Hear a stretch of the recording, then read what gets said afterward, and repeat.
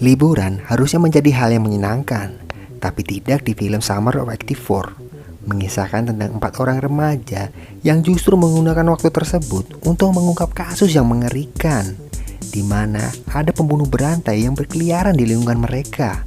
Tentu hal ini penuh resiko, di mana psikopat itu bisa saja malah berbalik memburu mereka. Menarik untuk diikuti. Tanpa berlama-lama, kita langsung masuk ke cerita. Let's get it.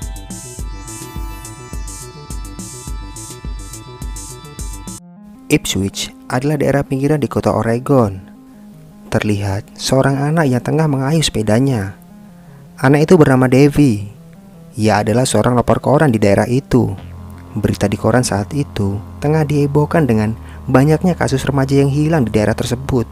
Suatu hari, ia mengantarkan koran ke kediaman Mackie. Devi mengatakan kalau kemarin Mackie lupa membayar uang untuk korannya.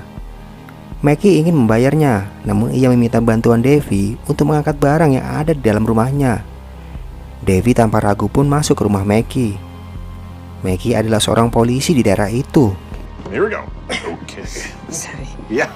Saat di ruang bawah, Devi merasa kalau tempat itu cukup aneh dan bisa dibilang agak menyeramkan.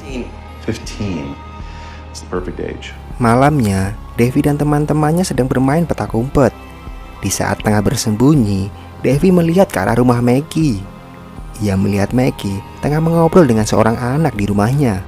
Devi mempunyai 3 orang sahabat. Ada Ethan, Dale, dan Faraway.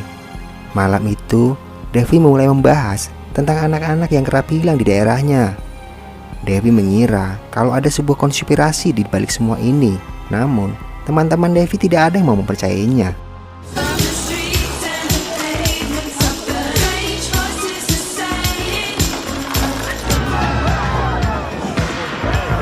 Mereka semua mempunyai wanita idaman, yaitu Nikki, teman masa kecil Devi. Ia juga tinggal tak jauh dari rumah Devi. Singkat cerita, malam pun tiba. Devi yang tengah meneropong ke arah rumah Nikki mendengar ada telepon masuk ke rumahnya. Ia pun menguping pembicaraan ayahnya yang juga seorang reporter. Ternyata mereka sedang membahas pembunuhan berantai yang kembali beraksi di tempat itu. Devi pun langsung menghubungi teman-temannya menggunakan HT perihal itu. Tak lama, tersiar berita di televisi kalau pelaku dijuluki Captain Slave, seorang pembunuh berantai yang telah menghabisi 16 orang. Ciri-cirinya berkulit putih, usia 30-40 tahun, dan menargetkan remaja yang berusia 12-16 tahun. Devi mulai excited dan mengajak teman-temannya untuk mengungkap kasus tersebut. Namun lagi-lagi mereka tambah kurang tertarik. Ditambah fokus mereka malah beralih ke rumah Nikki yang kebetulan saat itu sedang berganti pakaian. Devi dan teman-temannya pun akhirnya mulai mencari informasi di perpustakaan dengan mencari berita-berita terkait kasus hilangnya para remaja yang diduga korban pembantaian Katme.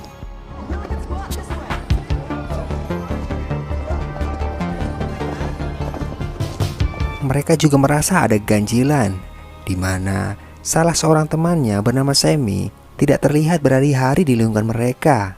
Sampai di suatu saat, Devi menemukan sebuah petunjuk di mana selebaran orang hilang yang ada di kotak susu mengarah ke arah Mackie. Ia menceritakan hal itu pada teman-temannya. Awalnya mereka semua ragu karena Mackie adalah seorang polisi.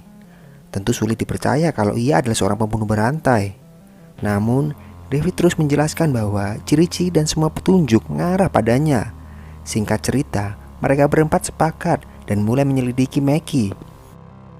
Mereka pun mulai mengikuti dan mencatat jadwal semua rutinitas Mackie dari pagi hingga malam hari. Sampai di suatu saat, Devi melihat Mackie tengah membuang sampah. Ia pun meyakini akan mendapat petunjuk dari sampah tersebut. He's gonna go for a run. Do you know me at all? If I find a used condom in there. Namun nihil, mereka tidak menemukan apa-apa di sana. Can't believe it. Nothing. Singkat cerita, di saat Devi tengah mengintai rumah Mackie, ada yang menekan bel di rumahnya. Ternyata itu Nicky. Devi agak panik ketika Nicky masuk ke kamarnya. Dari situ, Nicky melihat ke arah kamarnya sendiri. Ia menyadari kalau ia sering diintip dari jendela itu. Tak lama, mereka mendengar ibu Devi pulang. Nicky pun lekas pergi. Ternyata, di malam yang sama, kembali terjadi kasus penculikan di sana. Keesokannya, mereka berempat memutuskan untuk mengikuti Maggie. Kecurigaan mereka pun semakin tinggi. Mereka melihat Maggie membeli sekop dan alat untuk menimbun sesuatu. Mereka terus mengikuti Maggie, namun mobil mereka terhalang. Ditambah, tak lama, datang seorang ofisir polisi menghentikan mereka. Tentu semua panik mengetahui tidak ada yang memiliki SIM di antara mereka. Ternyata, ofisir tersebut adalah kenalan Ibu Del. Ia hanya menegur dan menyuruh mereka untuk segera pulang. Malamnya, tak disangka Devi dihampiri oleh Nicky. Ternyata Nicky curhat pada Devi kalau orang tuanya akan bercerai dan mereka akan pergi dari kota ini. Di sana, Devi juga menceritakan kecurigaannya pada Maggie ke Nicky.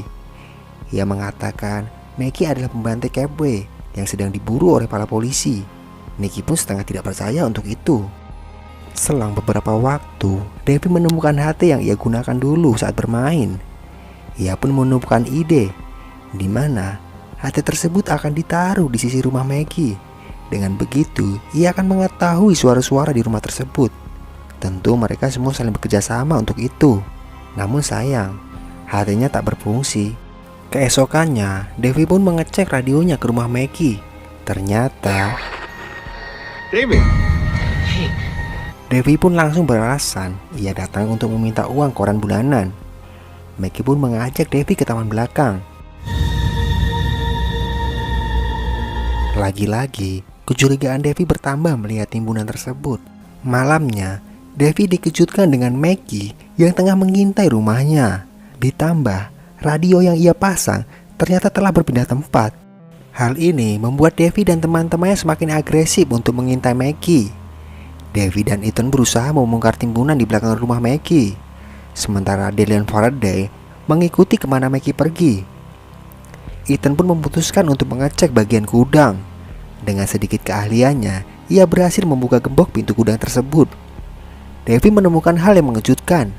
Di sana ada baju dengan noda darah milik Dusty, bocah keriting yang sempat dikabarkan hilang di tempat itu. Kali ini mereka semua benar-benar yakin dengan semua petunjuk dan bukti-bukti yang mengarah pada Maggie. Keesokannya, Devi langsung melaporkan hal tersebut pada ayahnya yang seorang reporter. Tapi ayah Devi sama sekali tak percaya. Bukti yang tak cukup kuat ditambah Maggie yang seorang polisi membuat hal itu sulit diterima. Sebaliknya, mereka malah dimarahi karena melanggar privasi Maggie dan mencuri tanpa izin. Ayah Devi pun mengajak mereka untuk meminta maaf pada Maggie. Devi menjelaskan bahwa mereka mencurigai Maggie adalah pembantai Cabway. Ia juga menjelaskan bahwa ia melihat Dusty, remaja yang hilang, terakhir berada di rumah Maggie. Maggie pun menjelaskan kalau Dusty adalah keponakannya. Saat itu datang dan membantu di rumahnya. Devi masih yakin kalau Maggie adalah pelakunya. Sementara teman-temannya mulai sedikit meragukan hal itu. Keesokannya, Devi dikejutkan dengan kedatangan Maggie ke rumahnya. Maggie pun beralasan hanya mengecek keamanan sekitar. Devi yang masih mencurigainya meminta Maggie untuk menelepon Dusty yang dianggap keponakannya kemarin. Namun tak ada yang menjawab teleponnya. Tak lama, Maggie pun pergi. Devi pun langsung meminta operator untuk mengetahui nomor panggilan terakhir. Sontak Devi pun terkejut. Ternyata nomor itu adalah nomor telepon Maggie sendiri. Malamnya, Devi dikejutkan dengan berita yang mengabarkan bahwa polisi berhasil menangkap pembantai Cabway. Namun lagi-lagi, hal itu tak mengubah pemikiran Devi bahwa Maggie adalah pelaku sesungguhnya. Ia pun meminta bantuan lagi pada teman-temannya yang sebenarnya mulai meragukan Devi. Ia berencana saat acara festival yang akan diadakan di area tersebut, Devi meminta teman-temannya untuk mengawasi Maggie di sana. Sementara, ia akan masuk ke rumah Maggie menuju ke ruangan bawah tanah menggunakan kamera ayahnya untuk merekam guna mendapat bukti yang autentik di sana. Hari yang dimaksud pun tiba. Mereka mulai melakukan tugasnya masing-masing. Devi dan Dale pun masuk. Namun mereka dikejutkan dengan Nikki yang tiba-tiba datang membantu. Singkat cerita, mereka bertiga pun langsung menuju basement di rumah itu. Tempat itu terlihat sangat menyeramkan. Devi pun penasaran dengan sebuah pintu yang terkunci. Dengan sedikit keahlian, ia mampu membukanya. Mereka bertiga pun masuk. Lagi-lagi, banyak keanehan di tempat itu. Sampai Devi membuka pintu yang akan mengungkap segalanya.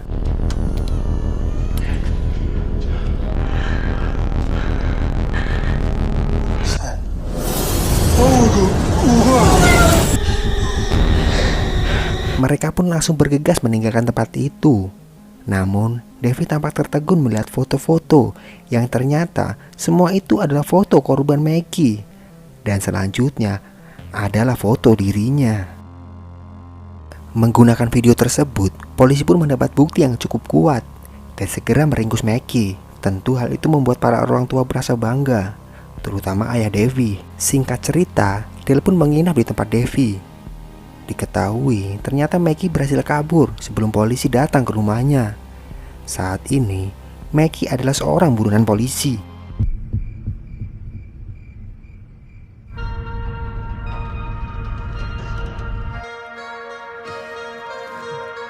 Ternyata Maggie bersembunyi di rumah Devi. Dan saat Devi tersadar, mereka sudah disekap di mobil Maggie. Mereka bekerja sama untuk melepaskan ikatan satu sama lain.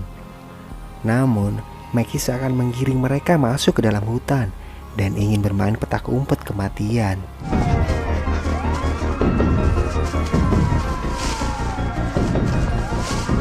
Kali ini, mereka benar-benar shock melihat tumpukan bangkai korban-korban Maggie di tempat itu. Devi pun memutuskan untuk menjadi umpan, sementara Dale pergi ke mobil dan mencari bantuan. Namun, kini giliran Dale. Naas bagi Dale. Devi pun langsung menghampiri Dale, tapi di sini Maggie mengungkapkan kebenciannya. Dia berkata, "Aku akan melepasmu. Tapi suatu saat aku akan memburumu lagi. Hiduplah dengan memikirkan hal itu. Waspadalah setiap hari. Aku akan kembali dengan hal yang mengerikan untukmu." Warga pun mencari keberadaan mereka. Sampai di mana Devi ditemukan dengan kondisi yang sangat menyedihkan.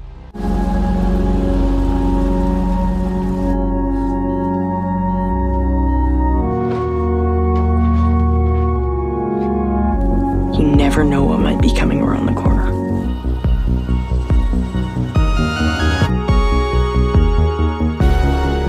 Belum diketahui apa yang akan terjadi selanjutnya. Namun, film berakhir sampai di sini. Masih belum ada info kelanjutan film ini. Mungkin dalam waktu dekat. Maybe. Yang jelas, thank you udah nonton video ini. Kalau kalian suka, kasih jempolnya ya. Pastinya ke depan akan ada video yang kalah seru di channel ini. So, dibantu subscribe ya. Klik lonceng biar kalian tahu begitu saya update video selanjutnya. Oke deh, semoga bahagia selalu. Sampai ketemu. Bye.